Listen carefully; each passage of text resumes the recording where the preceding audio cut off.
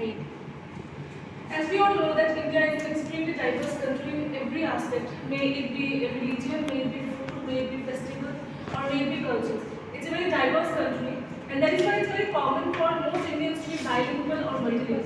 Because every region of India speaks different kind of languages, and each region of India speaks at least 2 or 3 languages at the same time. It's very common that each and every Indian can speak 2 or 3 languages at the same time, and they're mostly bilingual and multilingual.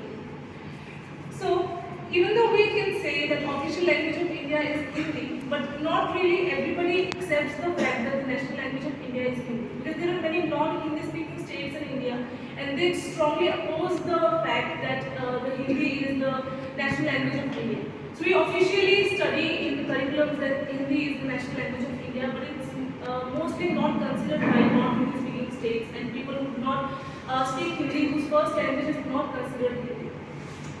Generally, languages in India are made with the purpose of bringing all the cultures together, because there are different cultures in every aspect of India, and language brings every culture together to bring a national integration in India. So what is language? First of all, language is of 2 types, vocal and non-vocal. But when we speak of language, the first thing that comes in our mind is the vocal form, because we use the vocal form in everything. Our first mode of communication is the vocal form of language. We regularly communicate with people in social gatherings, maybe in school or offices, in bazaars or roads or anywhere, even in home. We speak in the vocal form of language. There are non-vocal forms also, like body languages, eye language used by differently able people. They cannot speak vocally, so they use the non-vocal forms of communication. And then there are animal languages. Animals use different types of signals and signs to communicate with their mates. And then the technological languages, computer-based languages that is used in computer data and computer codes. And to understand the language, we first need to understand the vocabulary, because maybe any kind of language, be it English, Hindi, Bengali, Marathi, Gujarati, every language has a vocabulary. And the vocabulary is what makes the language speakable. And when we learn vocabulary, we can make words and languages out of the sentence, and we can speak to the other person that we are communicating with. So, language policy in Indian education is very important, because to achieve the success in education system, language policy is important. And when we see that the demographics, that is the population, is changing drastically in India, and in a class, it's not important that there will be only one kind of students. There are many students from very different cultural backgrounds, and the teacher needs to communicate with each and every student so that no student should feel the cultural or linguistic discrimination or linguistic inequality.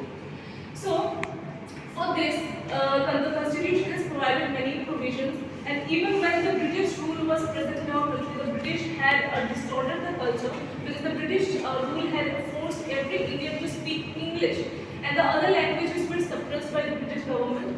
So,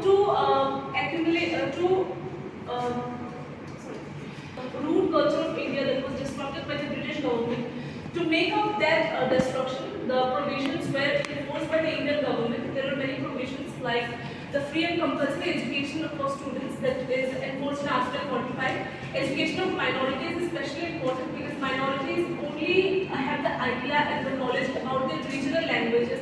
The major languages of India, they have no idea about those languages. They live in their small area where the regional language is spoken, and they have only knowledge about the regional language, and they speak that language only. So education of minorities is also enforced in Article 30, and women's education, even though women are developing in a very fast rate in every country, including India, but there are some parts of India where the condition of women is still regressing. So that is why women's education is also very important.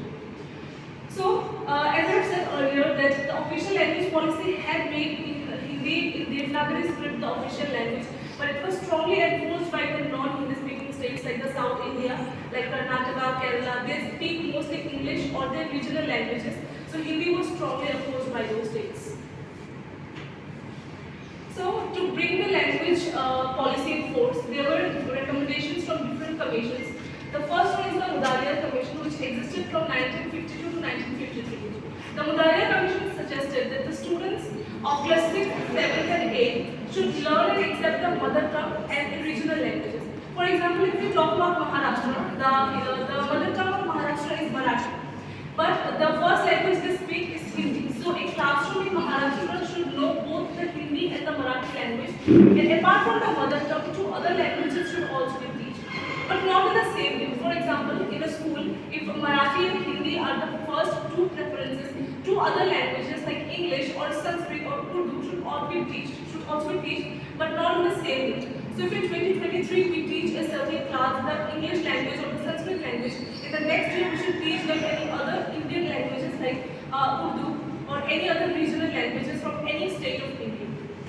Another suggestion that was made by the Mudalia Commission that the writing, maybe it in classroom, maybe it in exam halls, the writing of secondary and higher secondary education should be done in mother language or regional language. Again, if we look at the example of any state like Maharashtra or Gujarat, the students there who write in classroom or who write in examination should use their mother tongue, maybe in Gujarati or in Marathi or the regional languages, Gujarati, Marathi or the mother language that they speak, that is Hindi.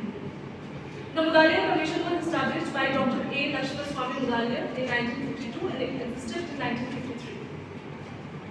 The next commission we should talk about is the Kothari Commission. It existed from 1964 to 1966 and it was established by Dr. A.S. Kothari.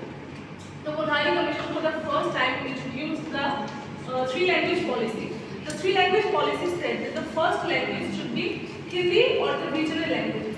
The second language should be the regional languages that we should speak in Hindi-speaking state. For example, Gujarat is a Hindi-speaking state. So the first language should be Hindi or the regional language that is Gujarati. And the third language in Hindi-speaking states, because they already speak Hindi, so Hindi is not needed. So any kind of other regional language like Gujarati or any other Indian approved language that is approved by the Indian government, that language should be used. Also, the Kothari Commission gave regional people freedom. The freedom is they can decide whether to accept English or Hindi as the second language. They have the freedom to accept it. You cannot force regional people under the Kothari Commission's recommendations. You cannot force them to learn the English or Hindi language. It's upon them. If they want to learn it, they can learn it, or they can not learn it. It's upon them, and they have the freedom to decide whether to learn it or not. So the educational implications of language policy is first to develop Hindi as the national language and the mode of communication. That is in classroom, the mode of communication that the teacher uses to communicate with the students. Hindi should be developed and each and every student should have the knowledge of Hindi. Second thing is the university should take measure to make students learn about Sanskrit and English languages because these are really important languages and every student should have idea about these languages. And the third one is the state should take proper steps to implement the three-language policy. The three-language policy had made several improvements in the language system of Indian education. So the three-language policy should be improved at any cost. So if we conclude, language policy plays a very crucial role in language education because it makes the system progressive and it makes the system very systematic so the students have much easier way in learning languages. The language used in education also represents the knowledge flow between the student and the teacher. So if the teacher is using a language which is understood by all the students that are sitting in the classroom, so it will be easier for the flow of communication and students will learn the topic that is explained by the teacher in a more easier way. And also the national education policy that was established on 29 July 2020 focuses to keep the three-language formula in check, which will help us to remove any kind of linguistic discrimination in the education. This